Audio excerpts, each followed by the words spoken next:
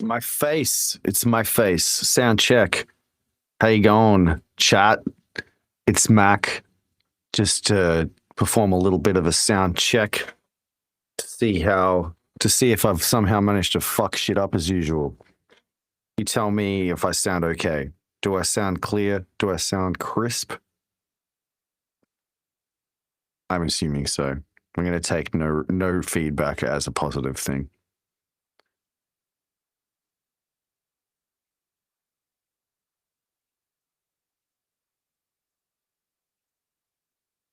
Sick. Sick. That's what we want to hear. We want to hear that. Crispiness. Sexiness.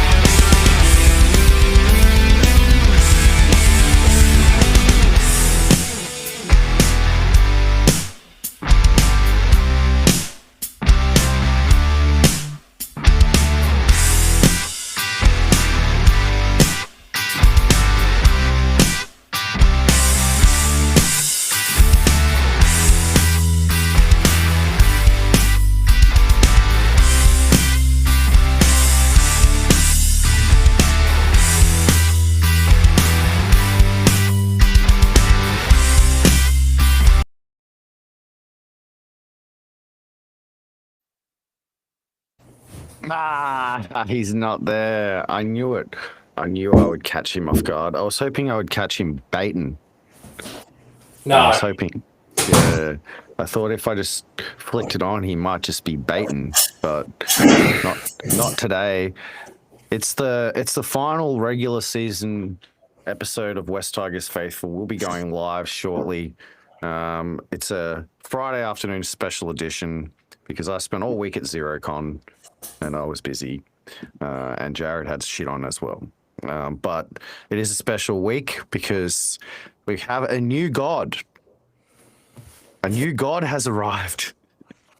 A new junior to lay at the altar of West Tigers' desperation and desire, to sacrifice at the altar of need. And we'll be talking about him shortly. So stay tuned for that. As always, ask us all the questions. We'll go through them later. But we will switch over to the intro reel now and be back in about 30 seconds. See you all soon.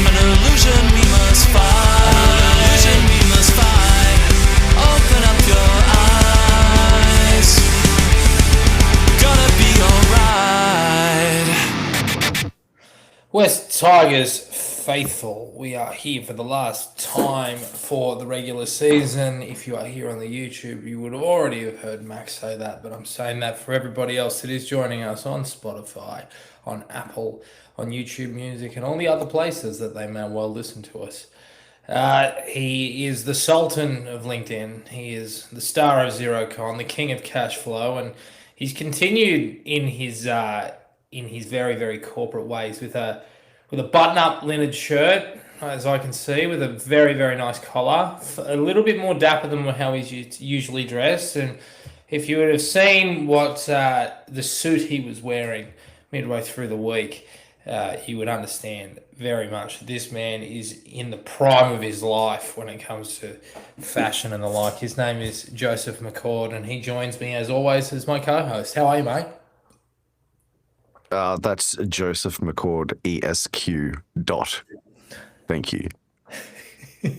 And how are you?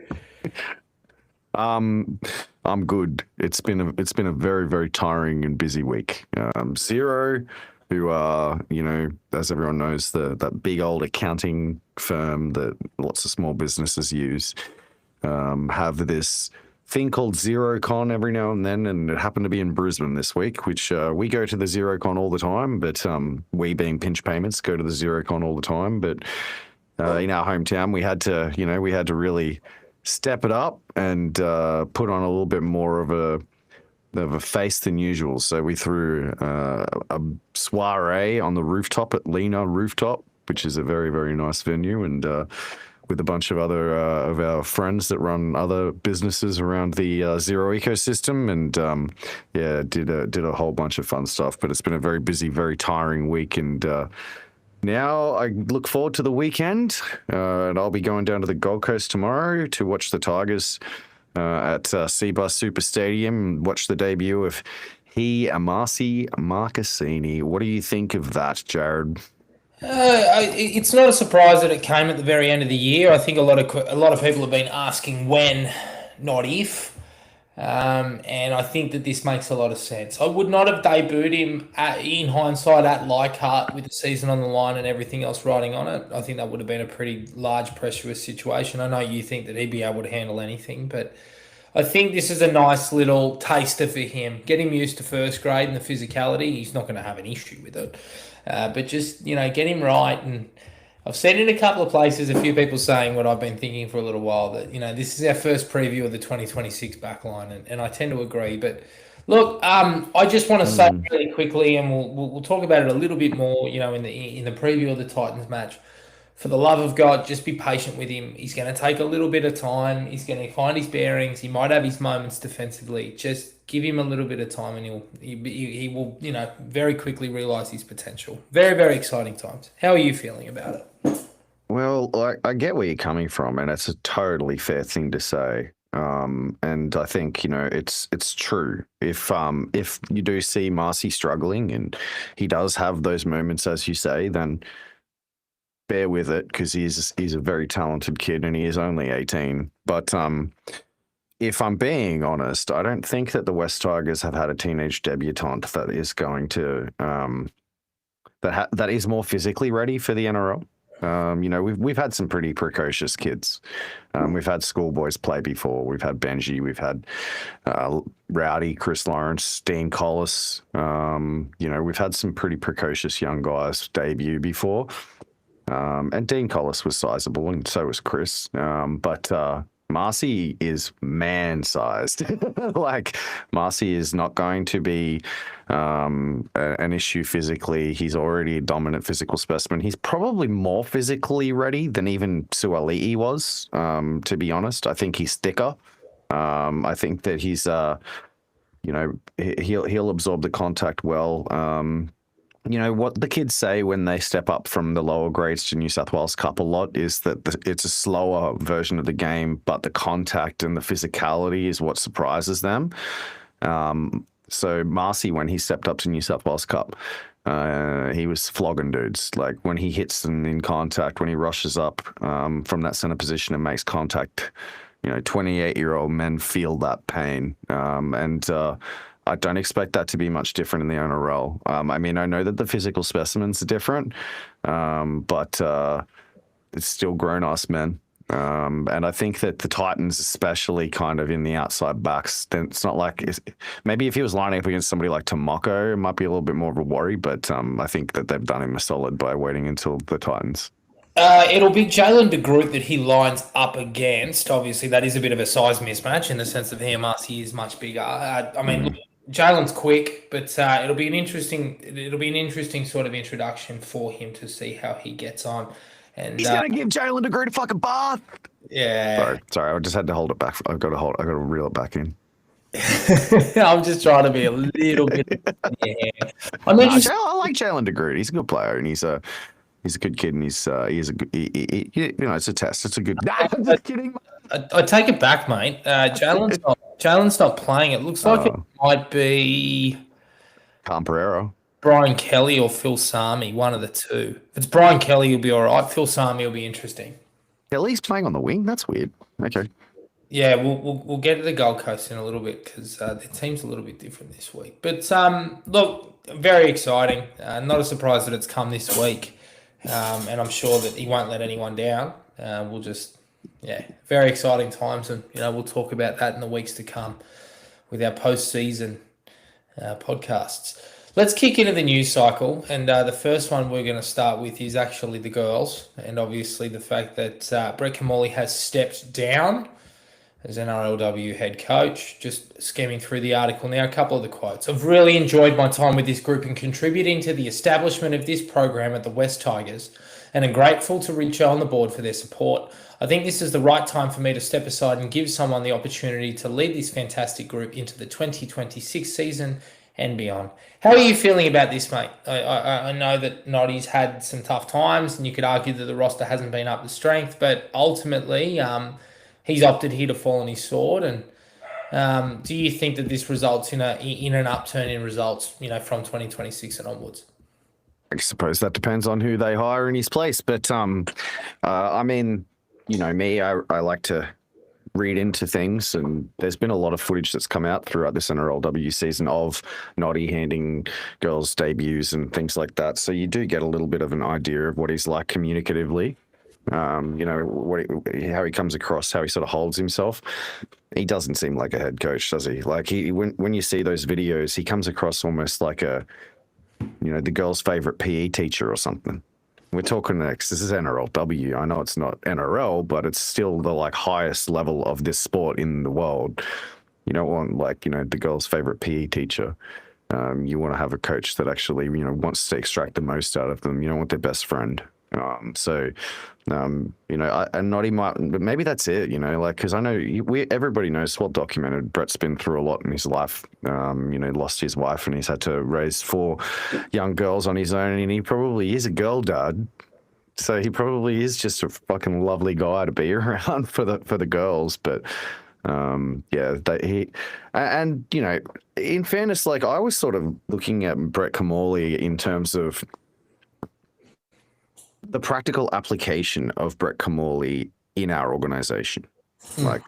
If I had Brett Kimmorley in my organization at large, I wouldn't have Brett Camorley as the head of the NRLW. I would have Brett Camorley running a halves academy for every young precocious halfback we have coming through, or every half and six coming through, and teaching them how to be, a good NRL half, because Brett Camorley was more than good.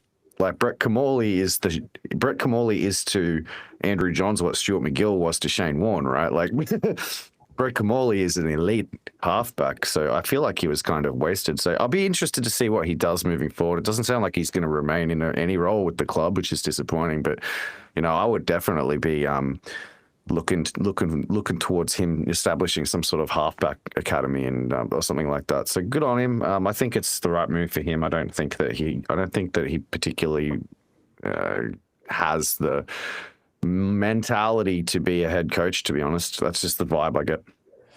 Look, he's had 2 jobs now. Obviously, he had the interim role in 2022 when he was on a hiding to nothing, when, Sheens was loaning players out, to try and maximise cap space and those sorts of things. And that was a really interesting time. This NRLW side, I think that its best year was its first year. A couple of the early wins and the snags that they took, but girls like Ja'Kiah Whitfield left the club, and we never really recovered. We've done really, really well to have Sarah and Kezi very much leading that team, and Lozana is one of the best young halves I've seen in on either side, like men's or women's.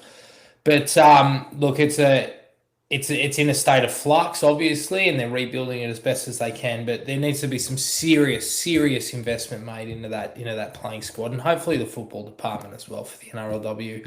As for where Noddy lands in terms of what comes next, it doesn't. You say that it doesn't sound like he's going to remain. I think there's a fair chance he does. He did a lot of work around the pathway. I hope so. Beforehand. And we've seen with people that they want to keep around, like Brett Hodgson. Obviously he left for Hull, but he did come back, but he moved around a couple of roles as well in his first stint. When he was in a coaching capacity around sort of cup coach and some pathways and some roles as an assistant. So look, he's a great human. I've met him a few times. He's a great fella, and as you say, an amazing role model to so many. I hope that they can keep. So that's it. That's it. Going. My headset decided to go flat, so now I've got my headset off, and now it's going to be like loud, and when you talk, it's going to come into the mic. So I'm going to have to mute myself every time I stop talking. So you're going to have to give me a second every time I stop talking to mute my mic. But no, look, I mean, yeah, if you think he's going to stay with the club, that'd be sick. I'm super keen to see him stay with the club, because I really do like the idea. I think it is important for us to nurture some of these young halves through the grades, and I think as a pathways club, as a developing club, as a club that's like all about, and that has 2 separate catchments, like that Cubs program, it's starting to really work. It looks really effective, and I think that the natural evolution of that Cubs program is to put elite coaches inside of that Cubs program, and I think that that's something Brett could do very, very well. With you there. Speaking of coaches, I would like you to run us through. Sorry, my dog is barking. I'll let him in a second. I want you to run us through the rumor that you might have heard about one Aaron Payne. Oh yes, I heard a rumor. That he's moving on. Essentially, yeah. I have it on pretty good authority. I don't think that it's. I don't think this person would be wrong about it. So yeah, that's apparently a thing, and yeah, it's a question because I think of recent weeks when we've been discussing New South Wales Cup, there's been this sort of realization that Aaron's kind of operating at the discretion of Benji Marshall, and that the New South Wales Cup program is very much just an extension of the Pathways program. and not really, a team that is being put together intentionally to like take on any kind of like ambitions to win the comp and stuff like that. Like, if they were to win the comp, it would be a side effect and not a specific objective. And I think you can see that by the fact, well, maybe a little bit, because they did wait until they were like completely out of contention for the finals before they just went, Christian Tapemore, Phoenix Godinay, all of you in you get. So they might kind of, sort of, but like not really be trying to win it. Look, for a guy like Aaron Payne, it's probably only so long you can do that for, right? Like, I mean, he's probably got ambitions to be a first grade coach, and, he's probably got ambitions to win comps, and he's probably got options. He'll probably go home to the Cowboys. The Cowboys are going to, Peyton's got in the crosshairs. He'll probably get another year, but, his seat's far from secure. So if Aaron moves back north and, I don't know, takes over the Blackhawks or something like that and puts himself in the frame that way, he might have that role. Or, maybe even just goes and joins Peyton's coaching staff, because didn't Peyton sack every assistant coach at the club? Who knows? They're looking for fresh brains. So, quite possibly. On what happens from here, I'm really interested. Shane Sultana, who was the Balmain SG ball coach, who oversaw a lot of the improvement, and then eventually ended up the Flegg interim coach, is very highly rated by the club. So that is one thing to mention. But in saying that, one thing that is worth keeping an eye on, as per the great Black White Gold, is that Matt Church, the Brisbane Tigers coach, is leaving the Brisbane Tigers, as everybody knows, has a close affinity with Shane Richardson. That wouldn't surprise me if there's a State Cup coach there. Sultana gets named as the Flegg coach permanently, which I think he's best suited to. And one Roy Asatasi, who was reported by Christian Nicolucci to get the Balmain SG ball job. I think that's sort of where everybody falls into place for next year. What do you reckon? Oh, I don't know if Shane Sultana is particularly ready to step up again already. It'd be quite a leap. I think he'd be fine in Flegg as opposed to Carl. Oh, sorry, I walked off to charge my headset. What was do you have like a particular recommendation for the New South Wales Cup role? I think it might be Matt Church from the Brisbane Tigers, who's just left there. So he won. That wouldn't surprise me. He won a comp there in 23. So yeah, another Nepo hire wouldn't surprise me at all. I mean, my conspiratorial view. It's a slow march towards the Brisbane Tigers being the West Tigers. I don't know your conspiratorial view, whether or not that happens. I mean, if they keep hiring Brisbane Tigers administrators and players and stuff like that, it's not going to make my conspiratorial view any less profound. I think, Shane Sultana should definitely stay on as Flegg coach. I think Shane Sultana's still got a full-time job as like the head of like physical education at like Endeavour or something, doesn't he? Yeah, I think it might be Matraville. He's still teaching. Oh, it's good. I mean, I think it's like we probably need to take it a step further, really, right? Like I think Benji probably needs to. I think a lot of people have said this, including you. Probably needs to turn over some of the assistant coaches too.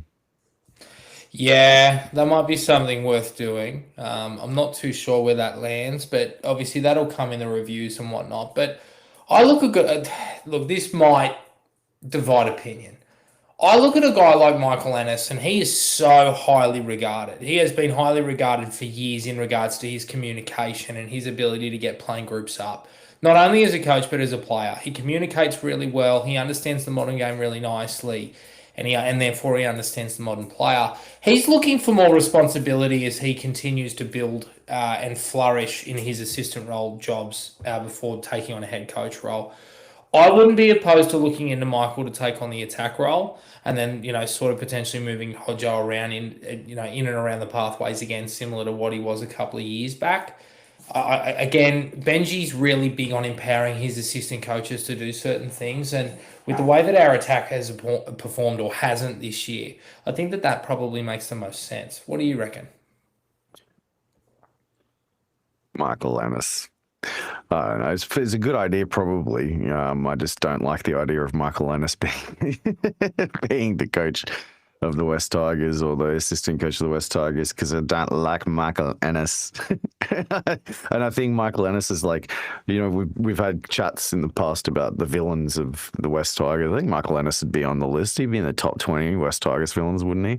What happened the last time we hired one of the West Tigers villains was Terry Lamb, right? Yeah, that didn't go too well, did it? Former Western Suburbs great Terry Lamb. Braithen Astor actually was the last villain we recruited, and that went great. And Yes, it did. Anyway, we'll wait and see. But I would look into another assistant, but who they can attract, I'm not too sure. A lot of these assistants, they try and put themselves in, in jobs in better systems like a Melbourne or a Roosters or a Penrith. So let's see what happens there. Tailon May has been offered a 3-year deal, around 1.5 million, so 500K a year to remain at the Tigers. Look, I assume he will take that, but let's talk value. What do you reckon, Mac? Is that fair value? Is that unders? Is that overs?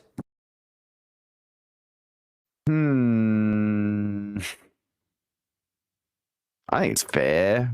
I think it's probably almost like Taylor should be wrapped. Put it that way. Like I think it is fair from like what he's gonna be delivering.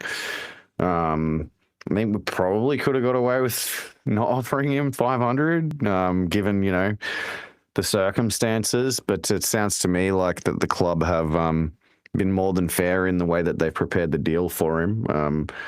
I kind of think that Taylon probably just wants to stay here for a while. Like, I doubt that he wants to go through like a market exposure, like after what he's been through, like after only just finding his feet in the club and establishing himself at the club with his brother and, establishing the connections and stuff like that. I think like the last thing he would want is to do that all over again. And the last thing he would want is to go through the market. So I kind of feel like that he's probably not testing himself really anywhere else. So 500K in that respect is maybe overs a little bit, but look, I mean, the reality is that since he arrived at the club and started playing first grade, he has been the best player in the team, I think. I mean, maybe it's up for debate, but I think that it's not. Like, I think it's pretty evident that he has been.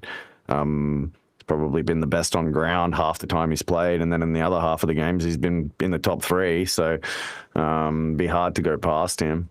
So from one perspective it's probably overs in the sense that we probably could have played hardball and got away with it, but from the other perspective, I think this time next year, looking back, you'll probably be looking at Tailon May as being in calculations for Delium Centre of the Year, and at that point then you're looking at 500K as a pretty good deal. Yeah, I agree. And based on current output and the fact that he hasn't had a preseason and all those different types of things, you could argue that you could go higher. I don't think it's too bad. And with the rises of the cap anticipated to come in around 27, which is in the second year of his deal, providing he doesn't have any ratchets, I'm pretty happy with it. I think it's a fair deal. Look, I agree with you. He's a lucky guy. We've been outspoken critics a little bit around, obviously his behaviour, but the way he's come back, you can't fault him, both on the field and off the field. And he's clearly, putting in a lot of work to try and rehabilitate himself, and you can't knock him for that. So look, deal's not done yet. There's no one to be congratulated as yet, but if we can get that done, I'd be happy with that. But another deal that has been done, albeit not officially as yet, is one Bud Sullivan is remaining at the South Sydney Rabbitohs. Many people remember that it was sort of paraded as a 12-month loan deal. I was told that the club was pretty confident that Bud would stay there and that he would, put in the work to ultimately remain at South Sydney. And it feels like the feeling is mutual with Mark Ellison and Wayne Bennett and Blake Solly and co. And it looks like, Bud's going to get a good deal there. He's taken a $100,000 pay cut. I understand that the Tigers are chipping in around, it's not half, it's about 30% of the deals. So I think it's about 150K both years. I think this is a really good deal for both parties. Really, really works out nicely for Bud. We put him on that terrible deal that Scott Fulton negotiated. Good on him and respect for taking on that 100K pay cut, because he didn't have to do that, but it obviously shows how much he wants to make it work at Souths, and I can't begrudge him for that, and I wish him all the best. And we get another spot, which I'm very, very happy. Yeah, we definitely needed that. I think it's. I was a bit worried when he got injured. I thought that when he got injured, South might back out of it. So I guess it just goes to show. I think we got a little bit lucky with how poorly Lewis Dodd turned out to be. Kind of leveraged South into needing to keep him a little bit, especially considering that Humphrey sort of exploded as well. So, if Dodd had have panned out all right, probably would have probably would have had ourselves a little bit of a dilemma. I personally think Bud had a good year. I think that Bud kind of comes across to me like the sort of player who, a little bit like Cody Walker, where I think once he does figure it out, I think he will still be a good first grader. It's just going to take him a little while, and I think that's kind of probably what Bennett sort of feels too. And maybe like having the year with Cody Walker might kind of help him get that. And go into 2026 with that foundation that he needed. So good luck to him. I'm glad we managed to move off that deal though, because gee whiz, what a terrible deal that was. Speaking of those deal makers, have now purchased some sort of basketball team in Canada. Movers and shakers that they are. Pasco and Hajapan Teller Sports Enterprises. Next thing they're going to buy bloody West Brom or some shit. Like maybe they should go and like invest in the Casino Cougars or something. Like what the fuck are they doing? Oh, I have no idea. I've never understood the business cases that they ever stacked up, with the exception of the Centre of Excellence. But I think Justin put that together before Lee came along.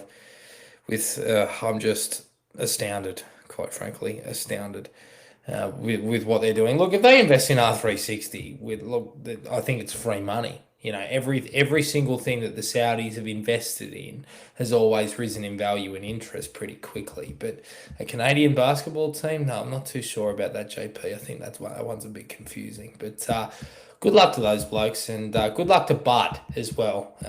Very much so. He's a good one, and I agree with you. I think he will get there. He's a 6. He's not a 7. And sitting next to Cody on Cody's hip through preseason and through 26, I think will make him a better footballer. I have a question. Go on. Going on 2025 form, I know Bud missed some games, but like in the games that he played at 6, is he how much worse of a 6 is 2025 of Jaden Sullivan than Luke Brooks? Then look, they're different. They're a little bit different, but it's a fair shout.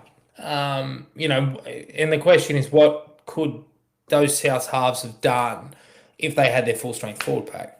If they had Totola, if they had Cam Murray for the entire year, if people weren't being moved around, if they started with Keon in the middle, fair chance that he probably plays pretty bloody well. That night where he split the Roosters open and produced one of the bigger plays in that match was befitting of a player that I had seen in SG ball pre-COVID, sitting there going, Jesus Christ, he is something special. So, look, I think that the pandemic, I think Anthony Griffin really hurt him.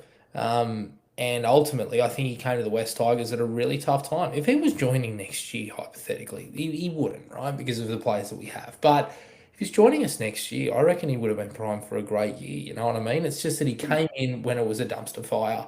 And unfortunately, it was such a bad deal that they had to get rid of it. I recall hearing conversations with people inside the club that Richo was communicating to Mario Tartak saying, look, I like Bud. I feel sorry for him, but ultimately we have to do this for the betterment of everyone. And this was when Galvin and Lancey were around, but the writing was on the wall at the time, and he'll do well at South. They're a good club. They're a well-run club. They're a much better team than what their ladder position suggests because of injuries and whatnot. They'll be there. They'll be in the hunt for the 8 next year for sure, and I hope Bud's a part of that.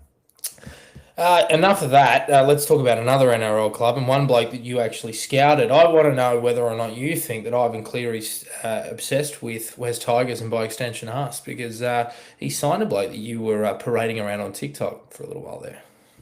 I mean, in fairness, that video blew up pretty hard. It's got like 50,000 views. So, I wouldn't be surprised if some scout at Penrith saw that video. But at the same time, like you would think that, he would have been already on their radar. But anyway, look, it's disappointing that of all the bloody clubs to pick him up. Certainly not disappointing for him, though. I think, I think that it's the best place a guy like that could land. I think that part of me's happy in a way, right? Because, like, when you make an outlandish prediction on a player that's kind of off everybody's radar, now he's going to go to Penrith. Now he's got the best possible chance of proving me right. And then I get to say, I told you also when he's the New Zealand captain.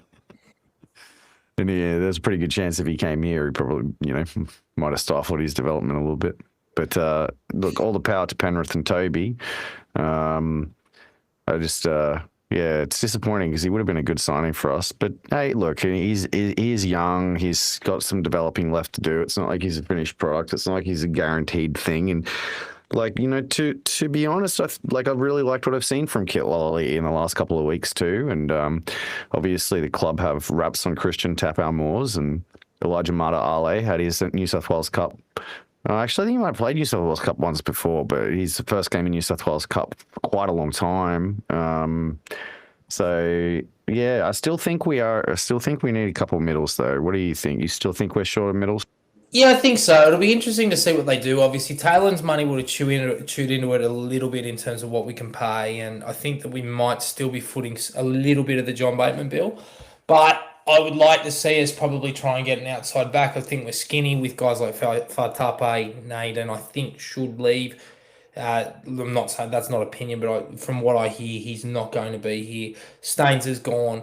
Folletti's gone as well.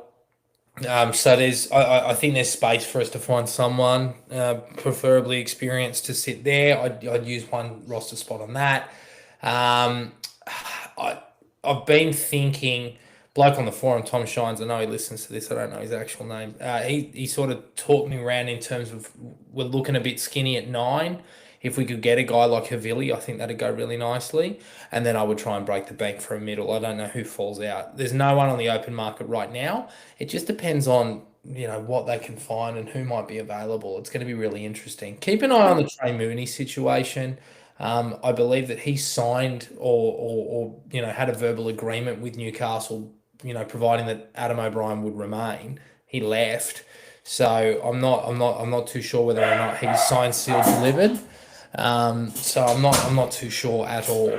But yeah, that's what I'll be doing with roster spots 28, 29, 30. I think that the answer to that 9, 13, I think we have him at the club, and I'm really keen to see how he goes in this off season. And I hope that they have him on a training trial in the off season. I know we've got him locked down for a couple of years. I'm talking about Lanyon. But he's made his New South Wales Cup debut in the last couple of weeks, and dropped back to flag on the weekend, and he's a goer. He's the sort of player that I think he vibes to me like the sort of player who's going to develop fast, because the amount that he developed this year was kind of phenomenal, really. Like, kind of came out of nowhere. Wasn't really, highly regarded. We kind of, the vibe I got was that he kind of came across because we got James.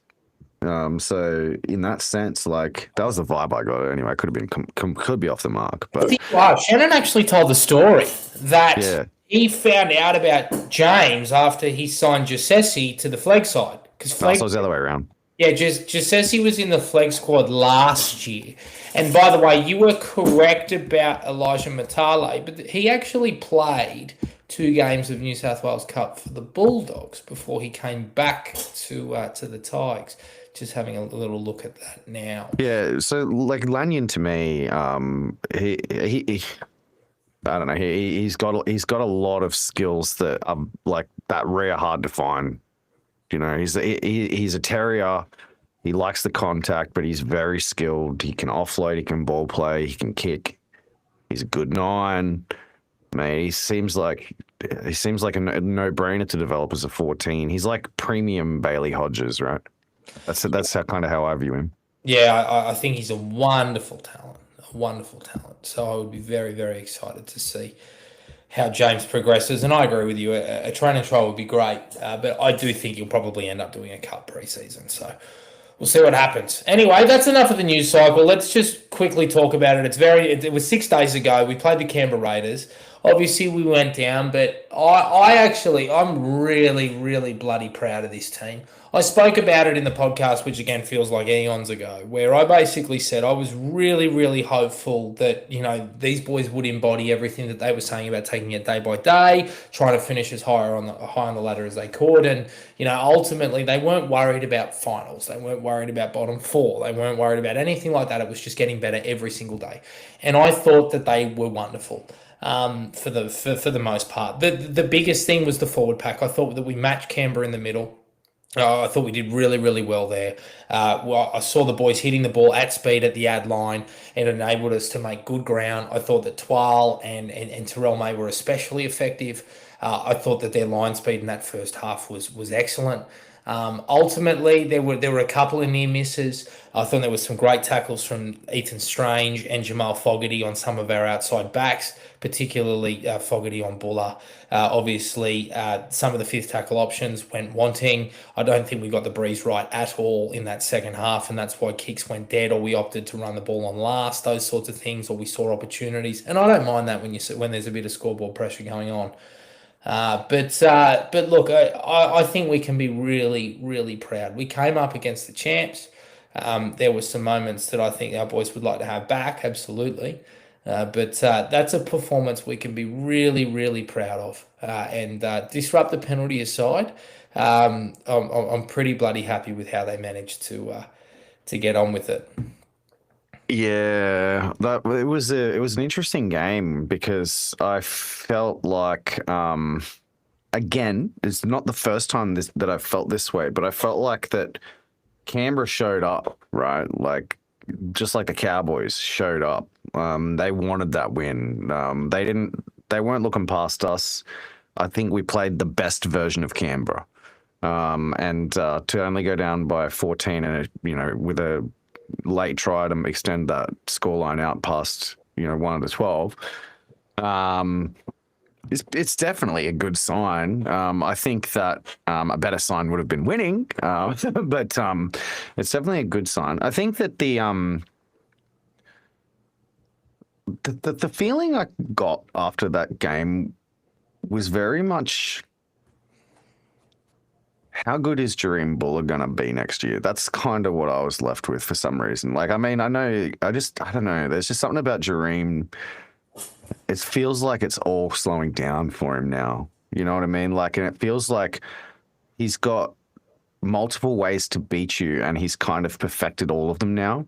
Like, he's kind of like fully rounded out his game. He is safe under the high ball now. He seems like he's figured out how to like be the defensive marshal. He plays like a leader on the field. And with another off season and cohesion to build those combinations with the halves, like we've almost got our entire starting 17 coming back. I think we have. Yeah, we do. Look, it's gonna be hard for them not to improve. Like we would have to suffer some pretty serious, unfortunate events for us not to improve next year. And I think Jareem Buller is going to be at the heart of that improvement. Aside from that, I thought that kind of we ended up being beaten primarily by Ethan Strange. I think Ethan Strange. I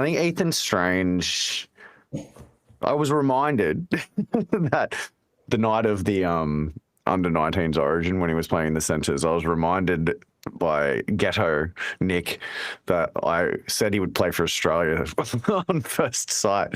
So chalk another one up for the Oracle of Leichhardt. But my gosh, that kid, isn't he some player?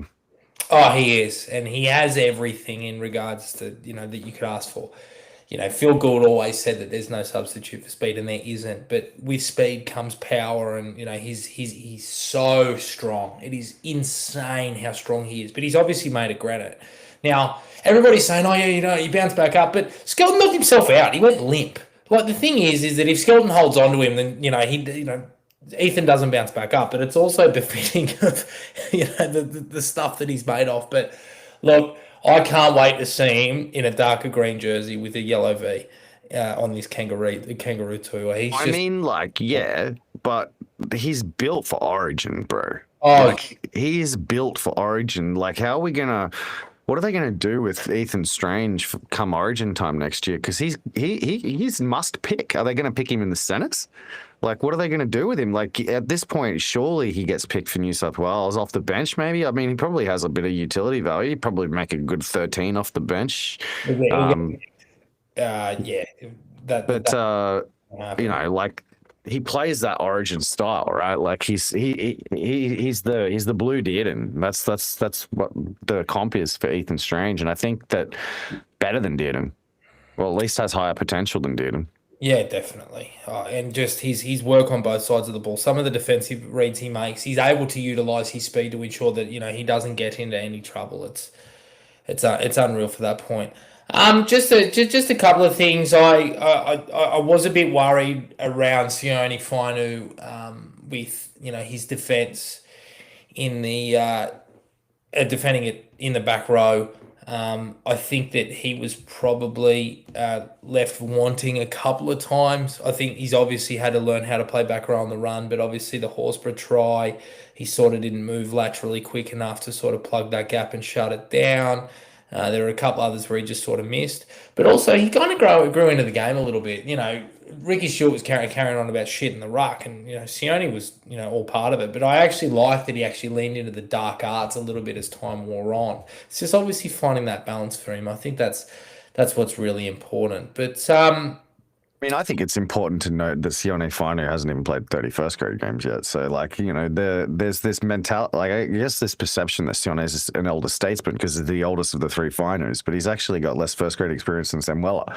Yeah. So the amount of improvement that he has in him is, going to be equal. He's not that much older than bloody Samuela either. I think he's only 2 years older than Samuela. And so, yeah, the amount of improvement he's got left in him is amazing. And he played 20-something first grade games, and he's only played 2 in the back row, like 3 or 2 in the back row. So, yeah, I mean, we're talking about a team that, there's this, long-held belief that you get to that between 50 to 80 games is when the penny drops for players, generally. Yeah. Most of our players are still not yet at 50. Dream Buller, I think, is only just now at sort of that mark. Like, what's Dream Buller's career first grade games? He'd probably be pushing towards 56. Yeah. So Dream Buller's just hit it. You've got Dream Buller having just hit it. You've got Samuela Fainu, who'd be just around about the exact same mark, I would suspect. Samuela Fainu is on 48. And they're two of our they're two of the players that we really want to see progress to that rep level. Like, if those two players progress to rep level, that'll be a bit of a KPI for the whole team being good, right? Even Stafford Toa, bro. Sorry to interrupt you, but even Stafford Toa, Stafford Toa is our veteran, right? Stafford Toa has played a grand total of 81 first grade games. Tito has played 75. Tailon May has played 36. Yeah, exactly. Even Tailon May wouldn't have played that many. There you go. Bro, Jerome Luai hasn't even played that many. Fanua, I think, is probably at about... Oh, there you go. Fanua Polo's at 76. I don't think the front rowers really begin to understand what to do in the middle until they hit 150. Terrell May, did you say how many he's played? He's played about 75, hasn't he? Yeah, but he was a late bloomer. The Roosters didn't debut him until he was in his mid-20s. So, Terrell May himself won't have that many either. Terrell May's on 76. So, yeah, we're talking... Appy and Jerome and Alex Twoll are the only players in the whole team that have played 100 first grade games, I think. It's insane, isn't it, when you think of it? But what's good is that, they're Jerome, Samuela, Terrell, Tailon. No, not Tailon. Tailon's probably, another 2 seasons away from his prime. But those guys, they're core there. Even Stafford Toa is only, 80. Everyone's talking about Stafford Toa as though we've seen we've seen best version of Stafford Toa, and he's out with a straw hat and all of this. Terrell Skelton hasn't even played 20 first grade games, I don't think. Maybe past 20 this year. No, Like, I only played a handful too. Yeah. crazy, man. It's crazy. So Dream Buller, I look at the late season form of Dream Buller and the late season form of Samuela Fainu as the two key takeaways for me, because obviously Samuela Fainu was our player of the year last year. Dream Buller was our player of the year before. And they were both rookie of the year as well. So we're like talking about two players who need to be the guys for us, and they're two players who have finally clicked right on schedule. Because I do think that the development curve for young players goes like, in that first 10 or 20 games, they kind of jump out of a cannon because they come into first grade, and really good talents come into first grade not knowing what they don't know yet. So they kind of still just look good, right? Then they hit that ceiling, and then it's like, oh, how do I get the next level out of me? And this is where you find Lachlan Galvin right now, right? But these two guys did that, and now they've got over it. And it's when you see them get over it that you've got, and then you get guys like Ethan Strange that don't seem to plateau. And that's a different kettle of fish altogether. Yeah, they're a different thing entirely. Just a couple of things that I wanted to make mention of. I thought that Latu at 7 had a really good game. I thought apart from the ball where he it sort of stuck to his hand a little bit just after we scored our first try when we were trying to shift the footy. I thought he played really well. I think he's really improving, and there was a little bit where he earlier in the year where he'd sort of stutter first or sort of stop a little bit and prop just to square people up. He's not doing that anymore. He's getting the ball and then he's going straight, and then he's looking to sort of change gears and sort of and play out the back or play shorter, go himself. And I'm really happy with that. I thought his decisions around when to run and when to pass were much better this week, and befitting of the player that we've always seen that is amazing at playing eyes up. I thought first half he was on a hide into nothing with the way that the wind was swirling around. I wouldn't worry about that too much. But I really liked the shape for the Buller try, where basically for so long we had Buller sweeping around, getting on Fogarty's outside shoulder, and he continued to wrap us up. But what we did was that on that play we set up with Jerome on his hip, with Jerome on Luai's hip. And usually he sweeps from there, but he didn't sweep that time. So Timokor and Fogarty are sort of expecting Buller to pop up in the gap between them, and they'll slide accordingly. And while they do that, they're waiting for Buller, and then Luai hits Samuela on that short line, and he carves straight through on Timokor's inside and Fogarty's outside. And then, obviously Jerome's right there on the inside because he was already on Jerome's hip. I thought that was a beautiful little subtle shift and befitting of the way that our attack's evolved. I've had some issues with it this year. It probably hasn't been up to scratch, but obviously you're throwing cohesion and all the upheaval that we've had, or the lack of cohesion. Seeing shapes like that is really nice, and we're really beginning to put those together beautifully. And I'm very, very bullish on what we'll be able to produce on both sides of the field next year when you see stuff like that. Yeah, man, I look forward to the fact that having more threats is just going to open up things for the threats we already have. So once you see Marcy, like if Marcy makes the left wing his own, and you got Tailon May inside of him, and on the other side, if Tola and Taruva can, just build on that form that they showed as the highest try scoring tandem in the NRL at the halfway mark of the season, you've got two world class edges. A lot of it, and then what does that mean for Dream Buller, right? What does that mean for Dream Buller's ability to kind of, they're going to have to account for him, or they're going to have to account for Tailon May and Heamasi Makasini or stuff for Tola and Taruva, and I just think that all though needs to be kind of crystallized by firming up our middles, because I think that when you see our outside backs having to get in the middle of the field to actually help out of yardage, it means that they're not in position for those stripping of numbers backline movements that so often work for teams that can score out of their own end. The Dolphins, you don't see Herbie and the having to come in. Well, you do, but quite often they'll attack with Herbie and their outside backs from inside their own half. And because Taruva's always out of position, because he's coming in the middle of the field, it kind of means that we can't attack on the right. And so I think from that perspective, winning more of the field position battle, improving our kicking so that we're able to like actually, pin teams down in their own end so that, we don't have to go so far back to start making meters so our forwards can start taking earlier carries instead of like, having still getting onside on the third or fourth is probably critical to being able to unlock the attack. It's kind of like how the whole system kind of works together. So, and I think that's why we were winning games with Dewey in the halves, because Dewey provides a lot better general kicking and is a lot better at actually like gets the ball higher so our players can get further down and actually pin the teams in the other end. And it's very important. And I think it's going to be on Latu Fainu, because I don't see Jerome Luai, suddenly, manifesting a really good kicking game. It's going to be on Latu Fainu to kind of develop that. And to his credit, over the last couple of weeks, he's put in some pretty good, sizable kicks. He must be really working on that aspect of his game. Have you noticed that? Absolutely. It was higher and longer against the Cowboys. And second half, it felt like, there were a lot of the kicks were made by Luai, the distance kicks if he wasn't running the ball on last or if Happy wasn't kicking the ball 20 metres dead. But yeah, I'm definitely impressed. And I think with another preseason, it'll only improve further. And I'm really, really excited about that. Well, maybe that's a good job for Brett Kamali in the off-season, though. Maybe it is. But yeah, look, and obviously having Adam there, as a 13, gives us a third kicking option. If you need, let's say hypothetically that we have a garbage set, which we will at some point.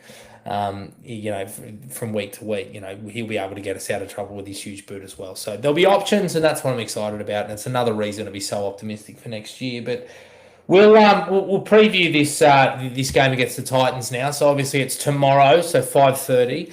We haven't had a team update as yet, but I anticipate that we'll be 1-17. Captain's run was today. Doesn't look like anyone's going to be missing out.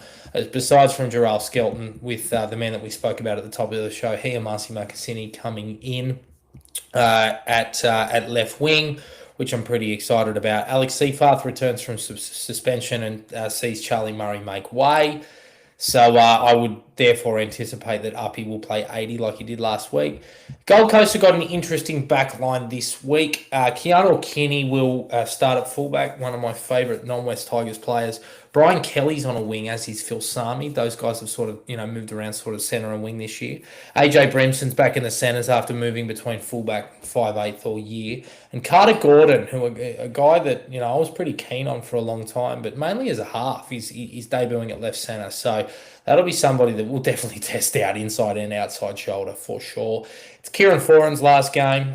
Whatever you think of Kieran, I think he's been a wonderful first-grade footballer for a very long time and is as tough as nails, and they will be up for this. And the other man, the nutty professor, Des Hasler, it's his last game too. So I think the Titans have a little bit more to play for than what people think. They're a mathematical chance of missing out on the spoon if they beat us. I think that they'll be up for it. How do you feel about this game? Do you see it as a danger game? Where's your head at? I think that the Titans are going to go like fun mode. They're going to go fun mode. And that scares me a bit because if the Titans click when they get in that mood, they've got some seriously good players, man. Like, Jaden Campbell and AJ Brimson in the centers and Keanu Kinney. These are fast, elusive, skillful types. If we get drawn into kind of like a spoon bowl-esque, you know what I mean? Like if we get drawn into kind of like, oh, neither of us are playing for our finals, and the Titans, come out like firing shots, and the Tigers are just like, oh no, whatever you can do, we can do better, and try to go blow for blow with them and like score like 9 try of the season candidates, you might end up looking at the worst game of the year. In the sense that both teams might just like look like fucking Browns cows out there, and like, yakety sacks will be playing over the highlights. But so in that sense, I think the keys to winning this game are probably going to be to like meet their chaos with like just good fundamentals, right? Like, so if the Tigers show up and just go, let's play them the exact same way we played Canberra, I think the Tigers should fucking flog them. But that's the risk.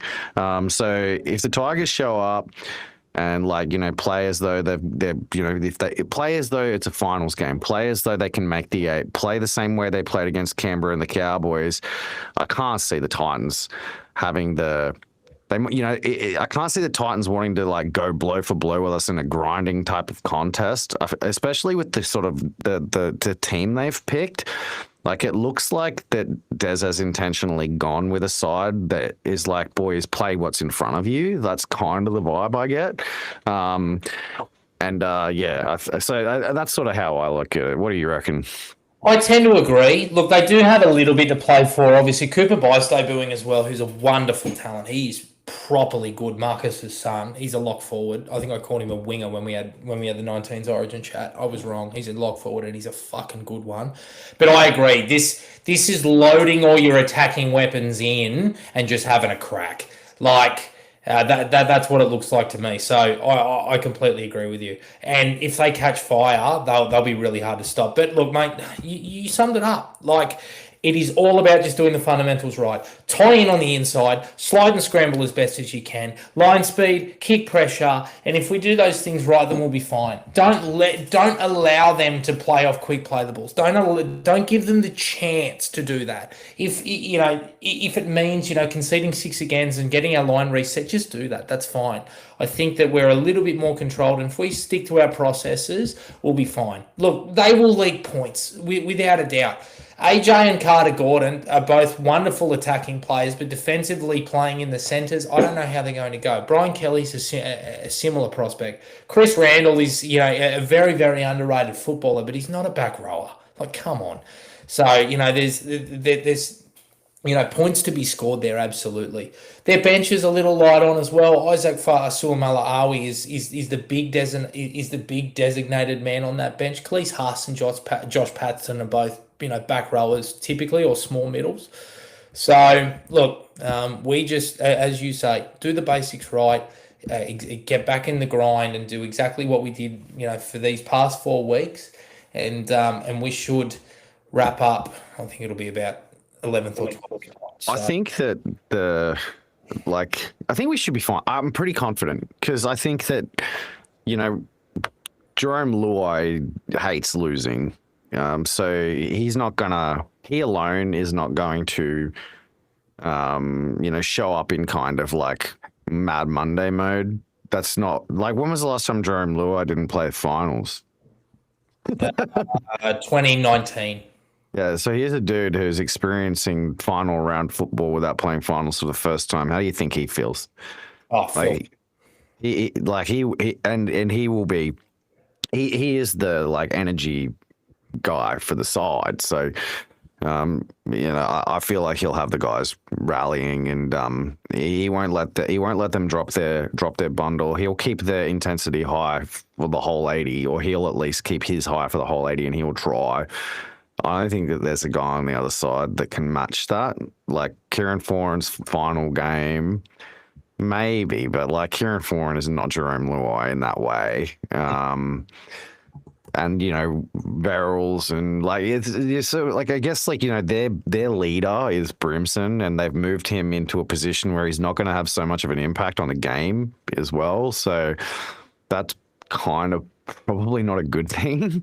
I think the Titans' keys to victory are pretty much just getting real like lucky, in the same way the Cowboys did against us, like where Cowboys went bang, bang, bang and just like managed to like skip clear. I think that the Titans will need to kind of do the same thing. So maintaining discipline in defense, not letting them, not giving away silly penalties and giving them field position, not dropping the ball at critical times in the game, understanding, the narrative, making sure that we play that final 5 before the first half right, making sure that we come out of the second half right is pretty important. But yeah, the class, I think we have the class edge in the spine, and that's a big deal.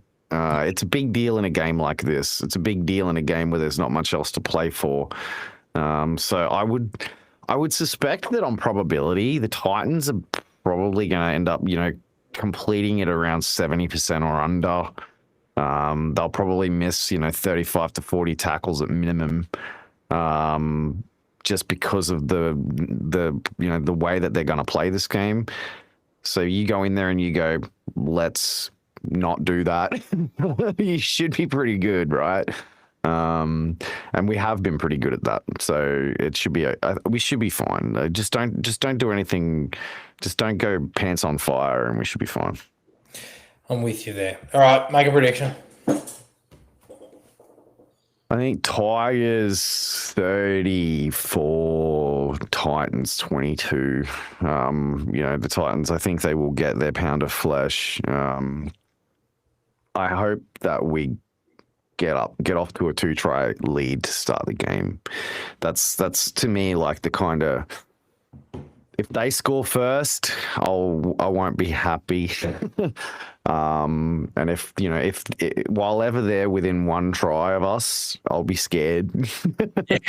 So if we can get off to a 2-try lead to start the game, I think that they'll start to go into catch up mode, and could unravel for them. So the first 20 is going to be pretty important for us. Just keep you cool, keep your composure. Play high percentage football for the first 20, and they should crack. Yeah, I've got it at about 34-10 to us. I share your confidence. I worry though. Like I just don't see how the Titans, like 34-10 to me is like, the Titans can score tries, and they've named a pretty good attacking outfit. I just don't know how we can keep them to 2 tries. If 34-10, man, I'll be unloading for the Tigers to make the top 4 next year if they beat this side 34-10 in the final round with nothing to play for. I think the last time we won a final round game was like 2018. That was when, it was 2017. 17. Jeremy Marshall King's debut, and it was the last game in West Tigers colours for one James Tedesco and one Aaron Woods. So, I mean, gee whiz, like, you'd want to be optimistic. And I guess that's probably, hopefully that's sort of what Benji's been saying to the boys. It's like, you see, it might look like we've got nothing to play for here, but we haven't made a final round of victory in. If we don't win this one, like if we don't win this one, then next year it'll be like, the 10th year since we've. So yeah, it's pretty wild. Yeah, let's hope the boys can get the job done. But yes, I agree. Big danger game like it was at Leichhardt a few weeks ago when that Adam Dewey saved us. Mate, let's kick into pathways really quickly. Obviously the girls went down again last week. What did you make of that performance against the Raiders? A devastating loss, 17-16.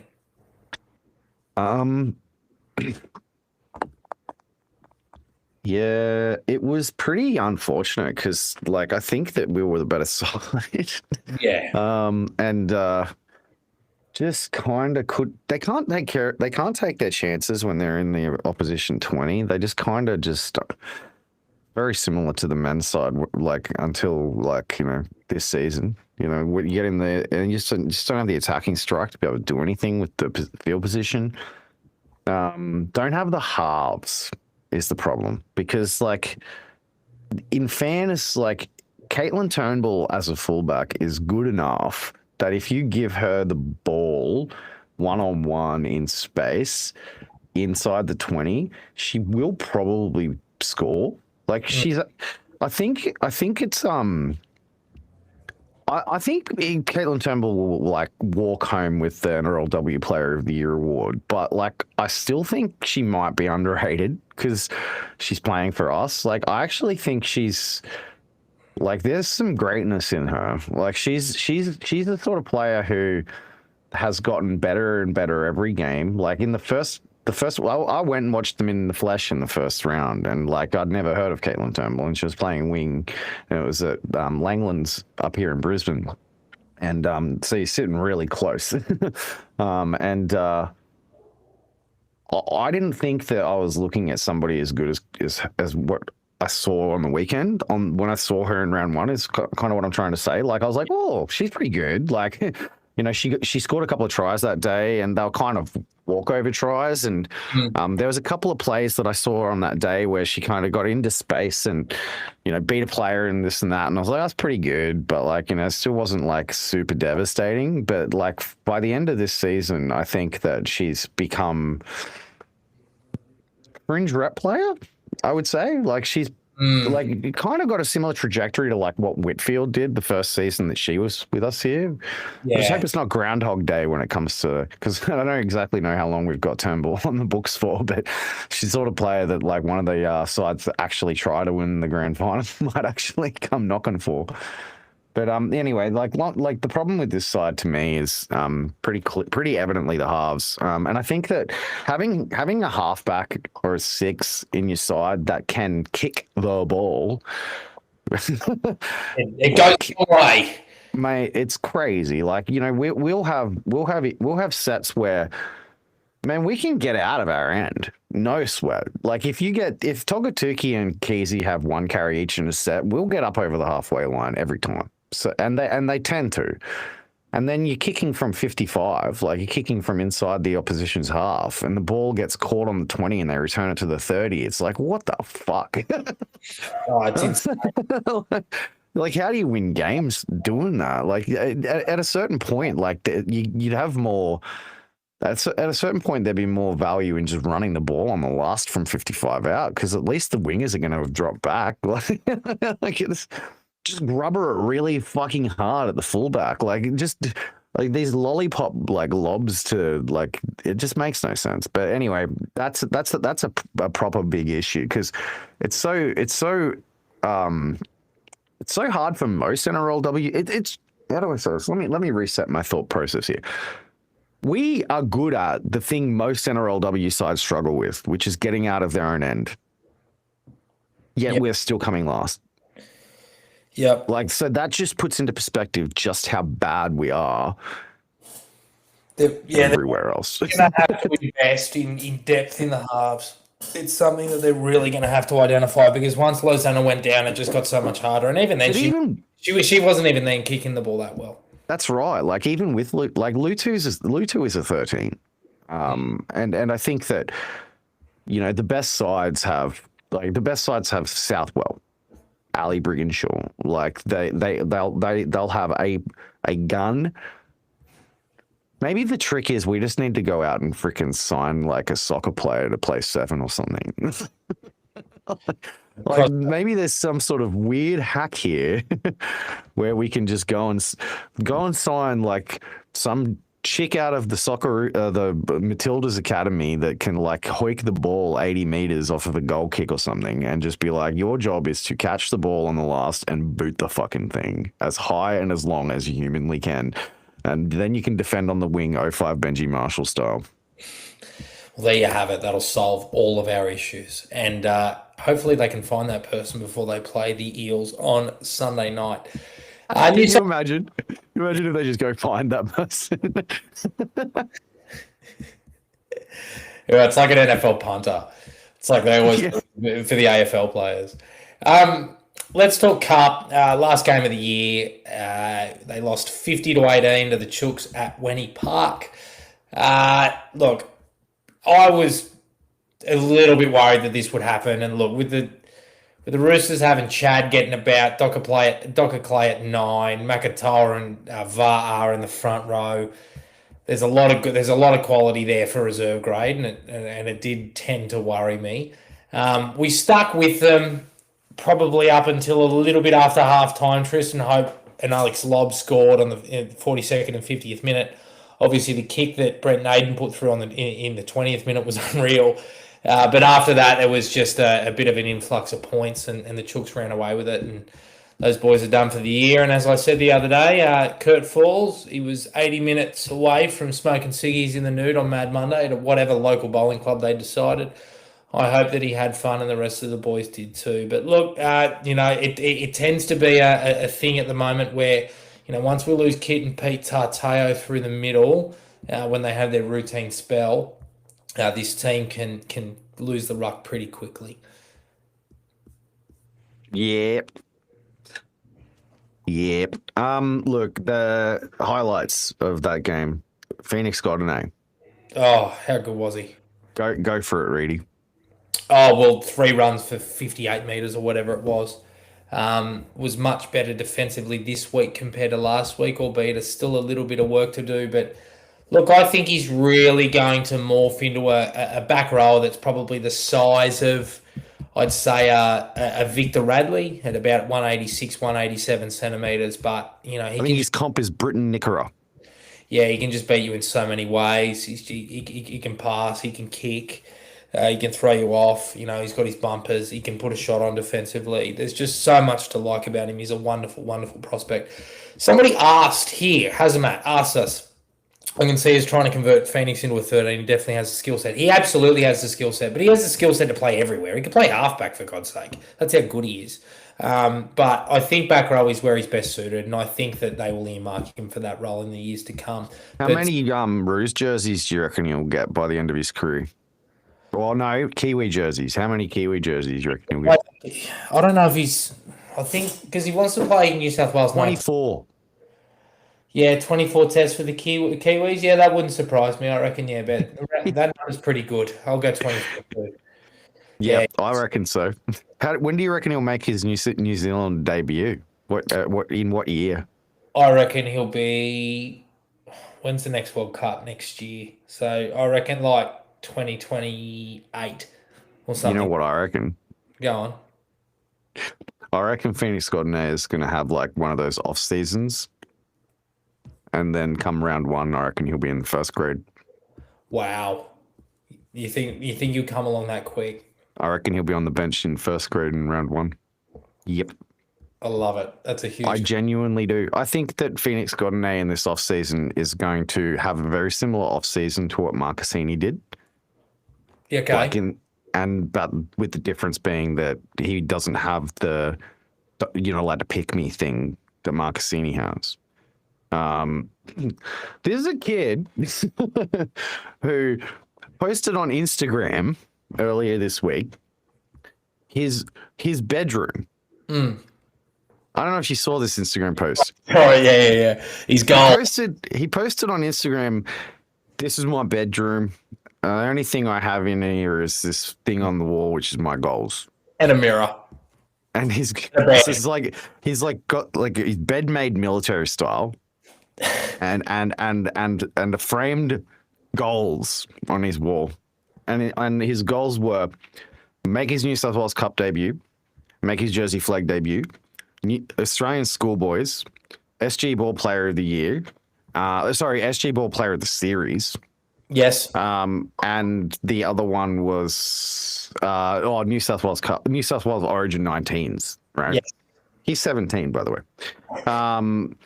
He achieved all of them except for the New South Wales Origin 19s, but he was like, I made City 19s, so that's all right. Yeah, it's okay. 18s. 18s, yes. He's done everything there, and then at the end of the video, he's like, time to make some new goals. What do you think he's going to put on his goals now?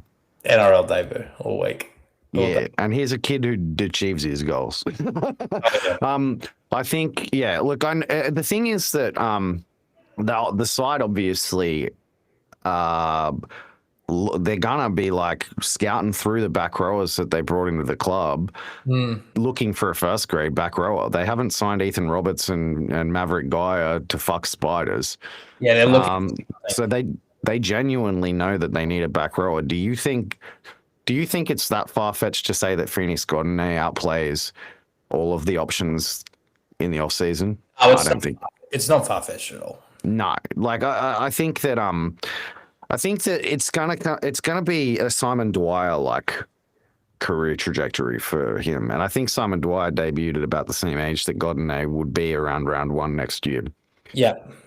So, yeah, he's good, and maybe we popped off a little bit too soon about who won that the draft game in the preseason, because I think you might end up with the one that gets the first grade first, just quietly. We'll see what happens. Look, looking at a couple of the boys that have been playing flag predominantly this year, Sullivan and Sakura, I think they sort of targeted him a little bit in defence. He is learning the position again, but he was good. I liked it. Don't get me wrong, he did some good things in attack, but just defensively there were some concerns there. I'm not saying he's solely to blame, and he's still learning the position, but I'm hoping that he can really tighten that going into next year. I thought Iverson Matai had an okay cameo off the bench, 27 minutes.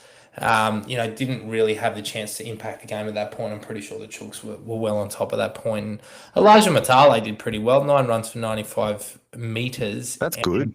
And a tackle efficiency percentage of 94.44. He actually didn't miss a tackle. It was just one tackle was ineffective because they got an offload away. So really, really, really good signs. And, I'm not 100% sold like on all of these young middles. I think they've all, we just got to see how they, adapt and improve. And I think, I'd like to see us, get some proven first grade talent, but it's nice to see a couple of these boys, him and Christian Torpow-Moores and these sorts of guys poking their heads through. Peter Tarteo and Kit has absolutely turned the corner these last few weeks as well. The one you didn't mention was Max Tautua. Oh, yes, I did not. You are correct. Max Tautua had a blinder, bro. He had a great game. Yeah, I think he's probably going to. I reckon his development contract 2027 territory. That's my call on Max. Young Tino called Max out. Yeah, Young Tino called Max out. Young Tino said Max and Mitch and Josesi. Yeah, were the three players that impressed him the most in the flag side. It's a funny metric to like look at, but like I remember when I was younger, when I wasn't really able to watch the lower grades because Bar TV Sports wasn't a thing. Yeah. You could always tell who was going to become a good first grader when you looked through the flag like stats and just saw the same dude's name on the try scorer sheet constantly. Yep. So there's nothing like all of the like nerdy fucking stats that you can like. We talk about tackle efficiency and this and that meters gained and shit like that. Nothing fucking matters compared to scoring tries. Like it's a game of scoring more points than the opposition. I remember looking through the lower grades lists and being able to pinpoint who was going to be a star just by seeing that. And you know what names spring to mind? Mitch Moses, 3 tries a fucking game, 2 tries a game. Ryan Pappenhausen, 2 tries a game, 3 tries a game every fucking week. James Tedesco, David Nofaluma, 2-3 tries a game. Max Tautua does that. Max Tautua scores tries for fun. If you give Max Tautua the ball in a position where he can score a try, he will not fuck it up. He will score the try. And for a player like of his size, that plays his position, that is what you want. I could see Max Tautua. See, the other thing that like Max Tautua has going for him is that he's been playing as a center. Right, and like what you so often see from like young players that play in the centers in like lower grades like that is they move to New South Wales Cup and then they play wing, and then they crush it because now they're playing an easier position where their job is more simple. And Max Tautua is somebody that I could see being an exceptionally good winger because he's very tall, very big. He can finish like crazy. I think I would personally be like, bye-bye Isaac Tuitupu, Max Tautua, you can have that role in New South Wales Cup next year and give him every chance because I think he would do a phenomenal job. I think so too, and I do anticipate that he is still flag eligible next year. Just letting you know, I would anticipate that he continues to come along in leaps and bounds. I'm really excited. For those who don't know, Max and Mitch Tautua was signed from Manly by Scott Fulton. And I picked him in my preseason draft list because I was running out of names, and I said, "Hey, Reedie, one of those Tautua brothers. I don't know, like which one's the center?" And you were like, Max. I'm like him. That's probably the best 5th round pick of the lot. I reckon that'll go down in. Alan McMenemy has been being named on he was in the extended squad for flag, so he's still there and thereabouts, mate. Like so your 5, I think your 5 have all still got some numbers. Cameron Cannan was my number 2 pick. He's been signed by Penrith. He's off. Which this whole draft thing was influenced by Brian Peacock, the Locked On 49ers shadow draft. Shout out to Brian Peacock. I'm going to post a short and tag you in it so you know that I like you. Brian Peacock's whole thing goes through the NFL draft process, picks who he would pick, and then he follows them for their entire career. And his shadow draftees are like the fucking all stars, bro. His 49ers would be like 5-time defending champions. Like he's that good at it. So that's what I wanted to like kind of recapture. So it's fun when you see them leave because then you're following them at other clubs and you can reflect on that.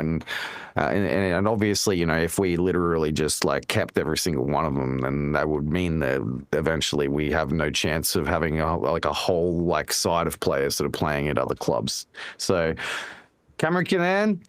He's left the nest. Hopefully one day he comes back. I had a good chat with Cameron on TikTok, and you know he seems like a pretty awesome young dude. His Tigers tragic, so it's a little bit sad to see him go from that perspective. But obviously Penrith have offered him a deal like the Tigers were unwilling to offer. I don't know the details of it, but I know for a fact that if the Tigers had offered him a better developmental contract than Penrith, that he would still be here. So obviously Penrith have invested a little bit more in him, and they've done so in Thomas Goodfield as well, who I know you rate pretty highly. Okay.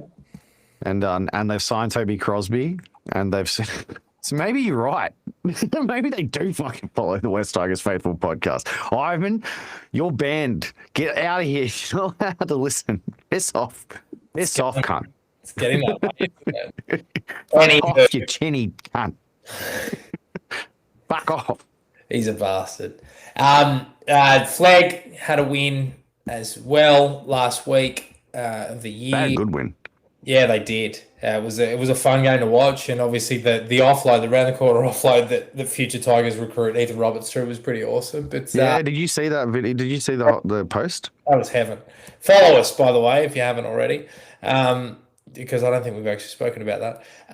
Yeah, it was unreal work, mate. That was crazy. So let's describe it. So I'll describe it. So Ethan gets the ball. He's back row, left back row, gets the ball like 10 out. You know, sort of common attacking shape, takes the hit up, draws two defenders, has holding the ball in his right hand, and he's going down in contact, and he gets the ball, flicks it around, extends his right arm fully, but like flicks his wrist around, and somehow it's like the ball almost rolled across the small of his back. It was like perpendicular to his back. It was gets this offload off around the corner in traffic, and it lands on the chest of the Roosters. Rodwell, I think. Yeah. Oh no, Rodwell's playing cup at the moment. I think it might. I'm not too sure. It was somebody whose name like I remember. Anyway, but yeah, try time, fantastic. Another really good highlight from that game, just Jesse Lanyon beat a man in traffic coming back through the middle, running a really good line for a 13, a bit of a yo style line. Found a defender who wasn't really willing to commit to too much contact, brushed him off, got away, drew the fullback, popped an offload to Logan Brooks, who scored a try, who in the off-season, we will have a chat with Logan at some point. He's promised to come on the podcast, so that'll be something to look forward to. And I did see somebody earlier in the chat asking, "Oh, I really like your Pathways interviews, boys. Have you guys considered focusing more on Pathways?" Buddy, where have you been? It's literally our whole thing. That is what we do. We focus on Pathways. I just think he means like, would we do it like at the detriment of everything else? Do you guys want to just stop talking about NRL and just focus on Pathways? Is that what you think he meant? Man, maybe it's just suggesting it, Tony. Maybe we should. Maybe what he means is we should do 2 episodes a week, 1 Pathways episode and 1 regular NRL episode. And you know what? I would happily do that if I didn't have a very demanding full-time job and 2 children. But as it stands, you're getting about as much out of me as you could possibly ask for. And I'm sure I speak for Jared. So if you guys want, here's the fucking rub. If you guys want more West Tigers faithful, if you guys want us to keep making amazing content, if you guys want us to do this daily so you can listen to us in your morning commute, if you like our Taoist philosophies around West Tigers so much that you want us to listen, find us some sponsors. If you work for some schmo mowing company or whatever, You know, and that brings me to one thing, which is to say this is the first season of NRL that I have got through from start to finish as a non-drinker. And I got to tell you, it's very, very, very, it makes it a lot easier. Put it that way. As a drinker, I used to like just be constantly in this state of curmudgeonliness, you know, like I wake up like, oh, fuck, my life. Got to get up and get to work again. Fucking hell. Yeah, my brain's mush. It's a challenge, mate. It's a challenge to get through it. And then you get to the weekend and it's like, I got through the week and I sit down and watch the boys play. And the first thing that happens is, you know, fucking Alex Seafath's head high tackles some cunt. And you know what then happens? Oh, I fucking can't stand these putrid dog tigers. They're fucking down. You know what? None of that this year. None of that. And I owe it all to not drinking. And you know what? The one thing that got me through the first stages of not drinking, you know what it was, Jared? Go on. It was Hopper, right? Hopper is this like non-alcoholic hop water. But like it's full of nootropics. It's got L-theanine in it, which is the same active ingredient as ashwagandha. Have you ever had that? Yes, I'm aware of ashwagandha. It helps me sleep well. Yeah, but what it does in the form of like a hop water is if you're the sort of drinker who goes home after work and you like knock down those couple of beers to take the anxiety off, it does the exact same thing. Right? So you go home, you knock a hopper down in front of the freaking TV instead of a 6.5% oatmeal stout or whatever. And it gives you the same feeling. And you can get Hopper with a 15% off voucher code West Tigers at the non-alcoholic club, the non-alcoholic club. So if you Google non-alcoholic club, chuck in the coupon code West Tigers, 15% off. And they don't just have Hopper, they've got Hop Nation craft beers, they've got days, they've got a whole range of non-alcoholic beverages. So if you're looking to reduce your consumption of alcohol, trust me, it's a very good way. I'm not making up anything I said. That was an advertorial, but it was all real and off the dome. Okay, so give it a crack. It's good shit. It's good. It's better than knocking down some crafties after work. I'm not saying quit drinking like me completely. The only reason I quit drinking is because when I have one drink, I end up fucking doing lines off the dunny. But like, maybe you're not like that. Maybe you just want to reduce your consumption slightly, you know? And this is a good way to do it. There you have it, mate. I don't really want to do Q&A because that was a great way to finish the podcast, unless you want to. I don't think there's much going on there anyway. I mean, there was a couple of questions, but yeah, you know what? Like, I think we answered most of those questions. Somebody saw you chilling with a girl in a Maggie's jumper. Okay, all right. Actually, I can tell a story about this. So it was my fiance. I always wear the Magpies jersey. It's you know, my rite of passage. It's what I wear every time. But Bianca was sort of not super keen on a few of the other jerseys that I had in the cupboard. So I said, well, you know what? It's black and white. You can have it this time. And I wore the 2023 Bryden's Lawyers special. But Bianca got called out a million times because she was wearing a Magpies jersey. And she goes, I don't even know what the fuck I'm doing. But it was how she was easily identified. So I think when she comes with me every other time, that's what she'll be wearing. But nice. Yeah, I do the same thing. When I took Tegan to the Dolphins game earlier in the season, I put her in the what's my Balmain jersey? What's the Phillips? The Phillips. Yes. Yeah, it's Put your missos or your boyfriends in heritage jerseys, and they'll end up being mini celebrities. I spoke last week about how grateful I was to meet so many people, but I reckon Bianca got stopped and propped way more times than I did, simply because she was wearing the old Master and Magpies jersey. Yeah, it's the business. I reckon, like, put your missus in a. We've got to come up with a catchphrase for it. Put your hoe in a heritage. All right, last game of the year. Enjoy it, guys. Hopefully, I don't know when we're going to have our next episode. We'll review the year and everything else after grand final. We'll just actually.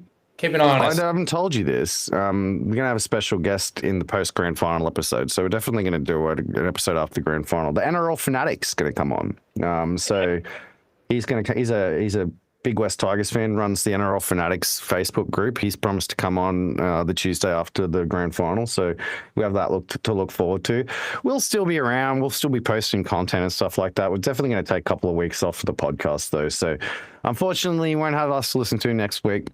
But we will come back and do the draft episode, I think. We'll do the draft episode probably that week that the NRL Fanatic comes on the show. And then we'll I reckon we're best off doing, obviously, last year, I think, people will remember that have been with us that long. We did a lot of in-depth reviews of players and coaches and other guys sort of coming. Yeah, we'll do the same stuff. It was good. We'll do that. But anyway, we're gonna have a few weeks off now, so we'll see you all in about 4 or 5 weeks. You might see Reedie or I pop up on the West Tigers podcast at some point in the next couple of weeks. So they've asked us to do some collaborative stuff. So you boys are blowing up. We're blowing up big. It's been good. Season We're celebrities now. And if you're going to come to the Titans game, I'll see you all there. Peace. Bye, everybody. Bye. Let's play this song. We're only strangers. Until we realize this life is temporary. An illusion we must fight. Open up your eyes. Gonna be alright.